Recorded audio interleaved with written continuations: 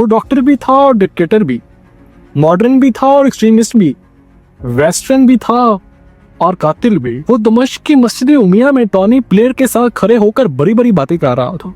वो बता रहा था कि शाम अब बदल चुका है, यहाँ आज़ादी है, यहाँ जमहूरियत है, यहाँ अब सकाफत को परवान चढ़ाया जाता है।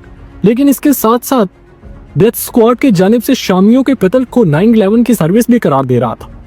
टॉनी ब्लेयर भी परेशान था, आखिर ये है कौन? एक तरफ तो ये जमहूरियत की बात करता है और दूसरी जानिब एक्स्ट्रा जुडिशियल कत्लों को जायज करार देता है। While Bashar now lives in luxury with his family in Russia, the future remains uncertain. This extravagant lifestyle, funded by years of corruption and oppression, may not last forever. Write in the comments what you think about it. ये कहानी इतनी आसान नहीं है। इसको समझने के लिए हमें 1911 में जाना पड़ेगा, जब शाम में सल्तनत उस्मानिया के अंडर आता था।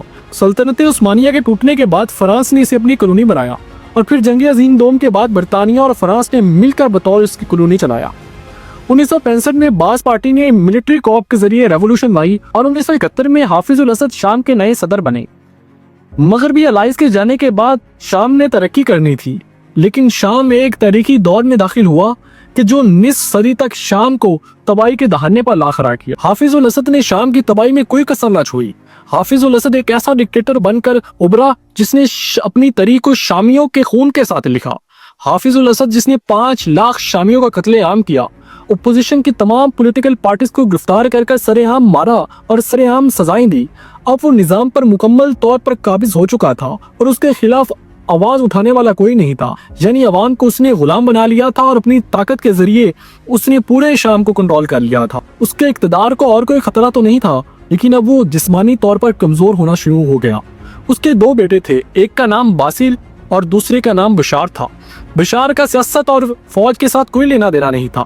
वो जवानी में ही बरतानिया चला गया, वहाँ ग्रेजुएशन की, डॉक्टर बना, आई स्पेशलिस्ट बना, आई में सर्जरी की और आई सर्जन बना।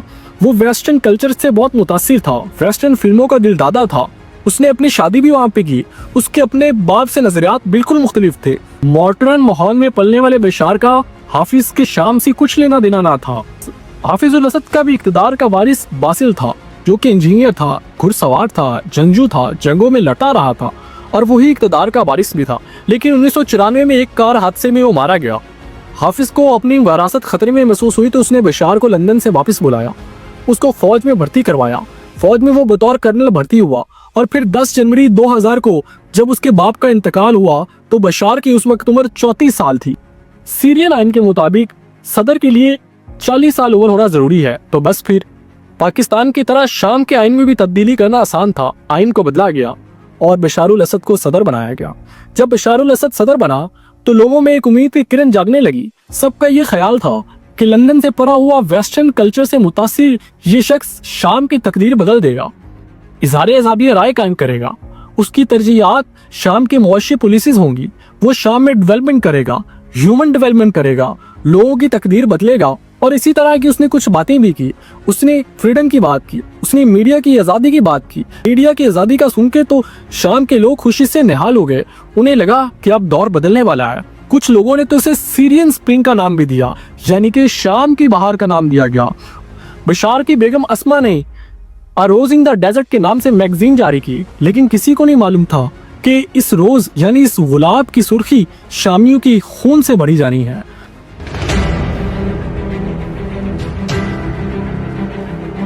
बस फिर 2 साल के बाद बशार ने अपने रंग दिखाना शुरू कर दिए। डिक्टेटर का बेटा भी डिक्टेटर ही होता है।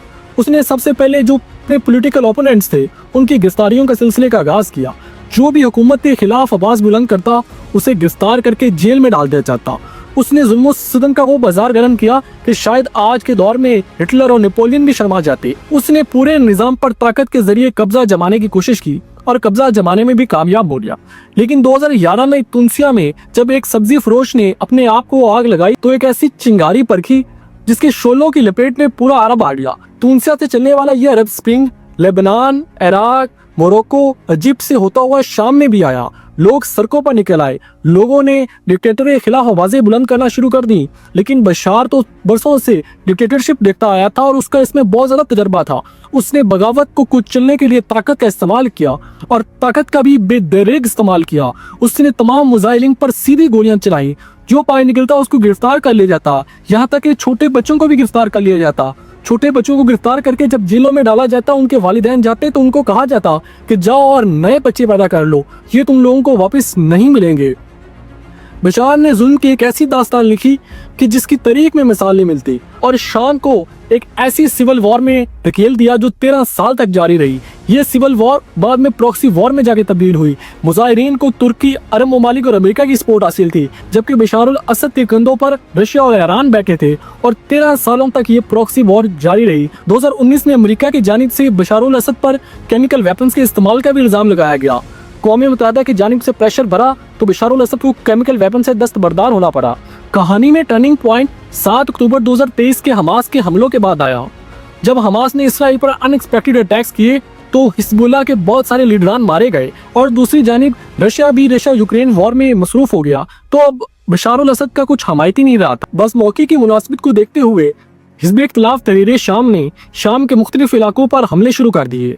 बशारुल असद से तंग आकर फौज में भी बगावत तो पहले से होना शुरू हो गई थी। फौज में एक फ्री सीरियन आर्मी के नाम से मूवमेंट बन चुकी थी। उन्होंने हथियार डालना शुरू कर दिए। इन हमलों में अमेरिकी और वेस्टर्न मदद भी शामिल थी और लोकल पब्लिक भी शामिल हो गई, और इनका साथ सीरियन फ्री ऑफिसर्स ने दिया। उसके बाद जब फौज ने हथियार डालना शुरू किए तो मुजाहिरीन का दमिश्क तक पहुंचना बहुत आसान हो गया।